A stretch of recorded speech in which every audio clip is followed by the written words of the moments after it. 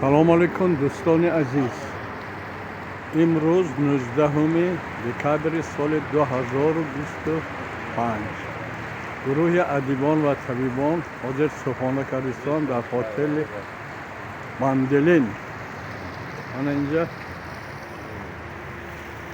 تانچه ها حاضر میبینید. من این گرانه گل های رنگ و رنگ.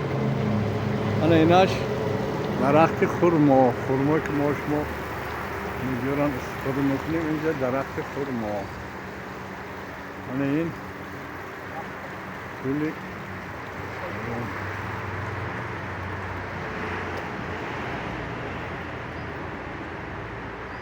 من آن طرفش هم خرما. من زیر درخت خرما هستم. بسیده من درخت خرما ممکن در تاجیکستان هم آینده شود.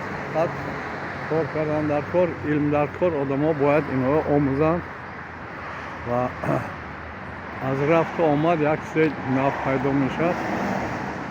من اینش ماندارین، درخت های ماندارین.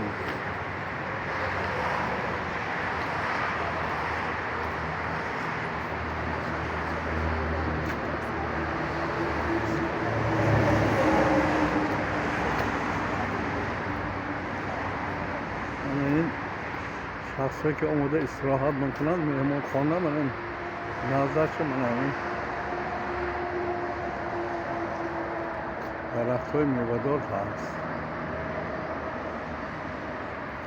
قسمت دیگری مهمان خانه.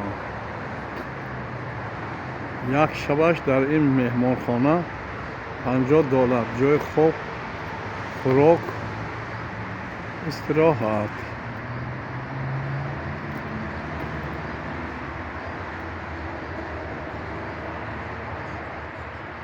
من این طبیعت زیبا عصبای آرام میکند. من از دور همراه های شریک های ما هستن. اینا هم آستا روی حولی برآمدن. حاضر سفر ما به طرفی مشهد میشد. ما امروز تا مشهد با اتوبوس میریم.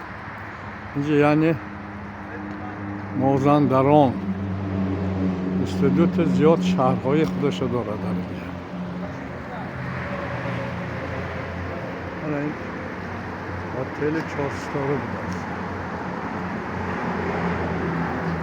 من میرزا حیدر یکم گفتم باشد گفت زنید. منظره خیلی زیبا، باور کنید.